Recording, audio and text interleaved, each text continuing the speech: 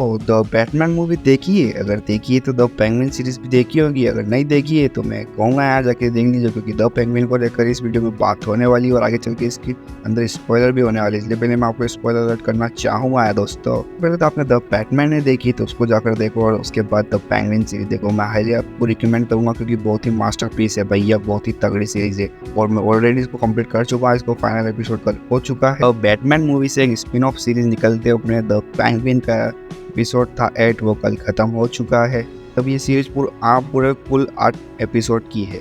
देखो यार जब शुरू में ये सीरीज देखने के लिए स्टार्ट करी तो इतनी ज़्यादा एक्सपेक्टेशन थी नहीं, तो देख सोच रहा था और डीसी का माल है चलो देख लेते, क्योंकि द बैटमैन यूनिवर्स की चीज़ है तो चलो देख ही लेते। लेकिन देखने के बाद ऐसा लगा यार कि क्या चीज़ बना दी भाई साहब। अपन ने द बैटमैन में अपन ने जो कॉलिन फेरल का जो पेंगुइन देखा था जिसको ओस नाम से बुलाया जा रहा है, इस सीरीज में उसका नाम ओसवर्ल्ड है और इस सीरीज में इसको जो ओस है वो द पेंगुइन बनने की पूरी कोशिश करेगा। लास्ट एंड एपिसोड तक द पेंगुइन बनने के पूरा ट्रांजिशन दिखाया जाएगा। मतलब जो बैटमैन में जो छोटे मोटे काम बन रहा था और वही सीरीज में अपनी खुद की सीरीज में एक गैंगस्टर बनने की कोशिश कर रहा है। मतलब कुल मिला के पूरी गोथम सिटी पे अपना राज जमाना चाह रहा है। तो ओस ऐसा एक ऐसा साइको आदमी जिसे कोई फर्क नहीं पड़ता, उसे पता है किस आदमी से क्या काम लेना और कितना काम लेना और उसको कितने मतलब क्या करना है उसके साथ और कितना काम लेना है उसके साथ, तो उतना ही काम देता है। और घंटा वो मर जाए तो उससे कोई फर्क नहीं पड़ता है।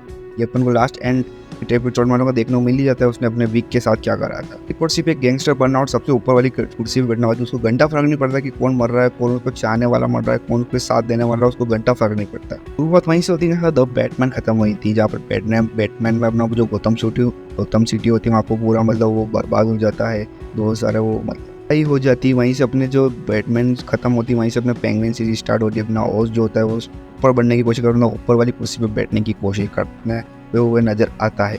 तो सबसे पहले तो अपन जो आइसबर्ग बोलता है वहाँ जाता है अपना पेंगुइन और वहाँ पर उसके जो कार्बन फैल्कन पर बैठा है एल्बर्टो उससे मिलता है। उसका एल्बर्टो होता है जो अपने पेंगुइन का मजाक उड़ाता है, इसलिए वो एल्बर्टो को उससे टाइम तुरंत मार देता है। बात करो अब कार्बन फैल्कन की तो अपन ने उसको द बैटमैन सीरीज में देखा ही था कितना बड़ा गैंगस्टर आदमी है वो, लेकिन उसके बेटे को दिखाया नहीं गया था। उसको बेटे को पहली बार सीरीज में दिखाया गया था और वाकिफ किया गया था कि उसका एक बेटा भी है। सबसे बड़ी बात यह है कि अपने जो द बैटमैन जो डायरेक्ट करे अपने मैट रेविस ने, वो भी अपने पेंगुइन सीरीज डायरेक्ट कर रहे थे। और इसमें खास होने वाली बात यह है कि जो गोथम सिटी को दिखाया गया है, जो कि सिनेमेटोग्राफी दिखाई गई जो बैटमैन सीरीज में देखने को मिली थी, वैसे ही अपना पेंगुइन सीरीज में देखने को मिली। लेकिन अपने जो बैटमैन में जो सिनेमेटोग्राफी जो जिस आदमी ने करी थी वो इसमें उपलब्ध नहीं था अपने पेंगुइन सीरीज के लिए। लेकिन गोथम सिटी को इतना इंपॉर्टेंट दिखाया गया, वो काफ़ी उसे जो नज़ारे थे भाई साहब वो बहुत ही कूल थे यार।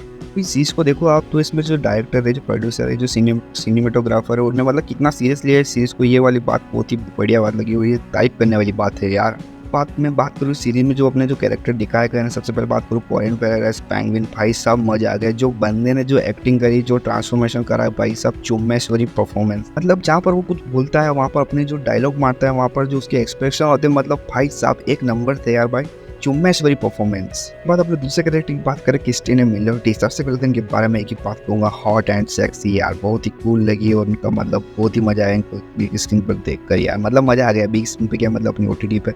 और सबसे पहले तो हॉट तो है ही है यार ये। और इनके परफॉर्मेंस की अपने पेंगुइन सीरीज में तो भाई साहब इनकी बहुत ही तगड़ी परफॉर्मेंस थी, जहाँ से ये मतलब एकदम सिंपल सी आती है वहाँ पर इनका एक्सप्रेशन भाई साहब मजा आ गया। अब बात करो जब अपन को सोफिया पहली बार नजर आई थी पेंगुइन सीरीज में, पहले दूसरे एपिसोड में, जहाँ पर आप देख सकते हो उसको कितना सिंपल से दिखाया गया था। लेकिन बाद में तो एपिसोड आगे बढ़ते कर उसका जो ट्रांजिशन बदला और कहाँ से आती है आर्कम असाइलम से आती है, वहाँ पर जो उसका ट्रांजिशन और उसकी कैरेक्टर भी इतना डीप दिया गया अपने राइटर द्वारा, डीप, और बाद में उसकी बैक स्टोरी भी दी गई। मतलब बहुत ही मजा आया इसको देखकर यार। आर्कम असाइलम वाला एपिसोड आया था, मुझे याद है कौन सा एपिसोड था, एपिसोड नंबर 4 था, जहाँ पर उसके आर्कम असाइलम की पूरी कहानी बताई गई, उसके ऊपर कितने टॉर्चर हुए थे वो सारे बताए गए। एक बार आप रिलेट कर जाओगे, आप उसका दुख समझ पाओगे, इतना रिलेट कर पाओगे आप उस एपिसोड को देखकर। मतलब वो एपिसोड अब तक अब बहुत ही बेहतरीन एपिसोड। इस आर्कम असाइलम वाला जो एपिसोड आया था मैं इसमें तो कुछ ज़्यादा इस तरह ढूंढने की कोशिश कर रहा था। मैंने को लगा कि बैटमैन के विलन देखने को मिल जाएंगे, जैसे कि आर्कम असाइलम में अपन बैटमैन मूवी में लास्ट में अपन जोकर को भी इंट्रोड्यूस किया गया था, तो क्या पता रिडलर भी वहाँ पर ही था,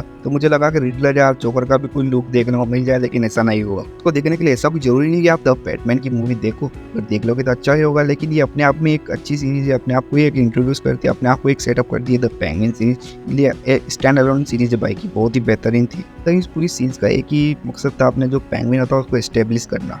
सीरीज में एक और बात देखने को मिली जो कि अपने गोथम सिटी में जितने भी माफिया फैमिलीज उनको भी एक अपना सा एक स्टार देना, उसको भी स्टेब्लिश करना और लास्ट में एक क्लोजर देना, वो भी इस सीरीज में बेहतरीन बताया गया है। आपको नहीं पता हो तो मैं बता दूं, गोथम सिटी में 2 माफिया फैमिली, एक मोरोनियस और एक अपने फैल्कॉन्स, और दोनों के बीच में इतनी खतरनाक दुश्मनी है कि मैं क्या ही बात करूँ। दोनों ने अपने गोथम सिटी पे राज कर रखा है। कई जगह स्टोरी देखी भी होगी अपने बैटमैन को, इनको इन दोनों माफिया फैमिली से उलझे हुए देखा है कई सारी मूवीज में, कई सारी अपने कॉमिक बुक्स में या अपनी एनिमेटेड सीरीज में।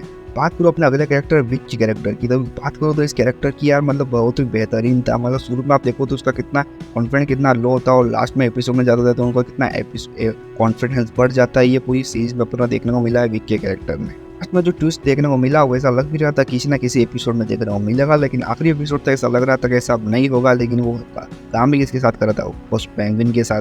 जिस तरह से वो लास्ट वाला सीन दिखाया गया बहुत ही पेनफुल था यार, क्योंकि अपन अब देख सकते हैं कि लास्ट में उसको, अगर आपने एपिसोड नहीं देखा तो मैं पहले बता दो, आपको स्पॉइलर दिखेगा यहाँ पर, तो आपको देखने को मिलेगा जो पेंगुइन ने किस तरह से उससे अपने वीक को मारा। और आपको पता ही वीक ने उसके लिए क्या क्या नहीं करा, उसका सारा उसका काम किया, उतना उसको भरोसा करा, उसके सारे काम में उसका साथ दिया।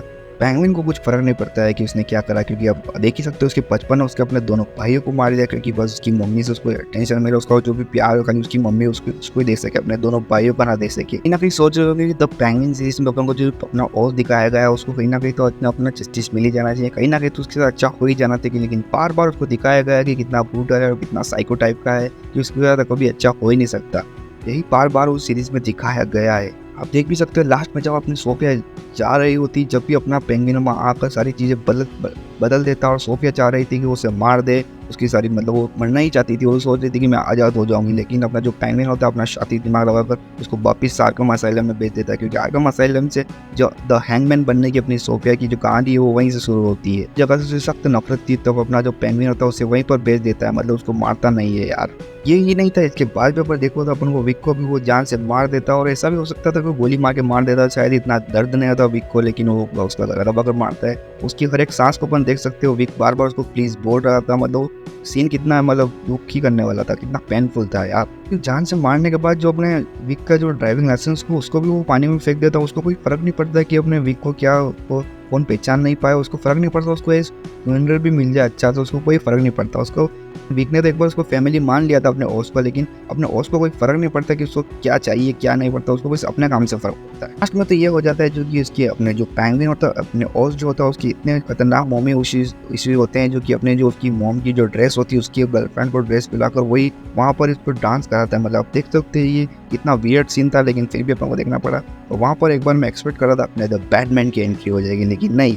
लेकिन सबसे बड़ी बात आती है अपना बैटमैन था कहाँ यहाँ पर। उससे पहले ही बात होगी जब अपने मैट रिव्यूज ने पहले ही रिवील कर दिया था कि अपन को बैटमैन इस सीरीज में नजर नहीं आएगा। वैसे देखा जाए तो इतना इसकी राइटिंग और इसका शो इतना तगड़ा था कि बैटमैन की जरूरत थी भी नहीं, खाली 1-2 सीन्स को छोड़कर यहाँ पर। हाँ मतलब 1-2 जगह ब्लास्ट हो जाते हैं, फिर वहाँ पर अपन को दिमाग में सवाल आता है कि अपना बैटमैन है कहाँ पर आखिर। बैटमैन को कुछ फर्क नहीं पड़ता, लेकिन बैटमैन हर चीज पर नजर रखता है, उसको सब पता है, उसके हाथ में सब कंट्रोल है, मतलब उसके सब कंट्रोल में रहना चाहिए, सब पता रहता है कि कहाँ पर क्या हो रहा है। और मैट रेविस ने बोली जहाँ पर पेंगुइन चीज खत्म होगी वहीं पर अपना जो बैटमैन 2 हो, बैटमैन का पार्ट 2 होगा, वो वहीं से शुरू होगा। लास्ट में अपन को बैट सिग्नल भी देखने को मिल ही जाता है आखिर। और अपन जो सोफिया होती है जो जेल में होती है वहाँ पर अपने सेलेना फैल्कन का भी मतलब मैसेज आ ही जाता है, जो कि अपन को तो बता दिया गया है कि बैटमैन यहाँ तो मौजूद है। लेकिन वो सवाल आता है ना, बैटमैन को क्यों नहीं दिखाया गया है। तो हो सकता है बैटमैन किसी और काम में बिजी हो। इन सब की दुख की बात यह है कि अपना जो बैटमैन का पार्ट 2 है वो अपन को 2026 में देखने को मिलेगा। इतना इंतजार करना पड़ेगा, 2 साल गया, मतलब 2025 में इसके अगले साल फिल्मिंग स्टार्ट होगी, उसके बाद 2026 में अपन को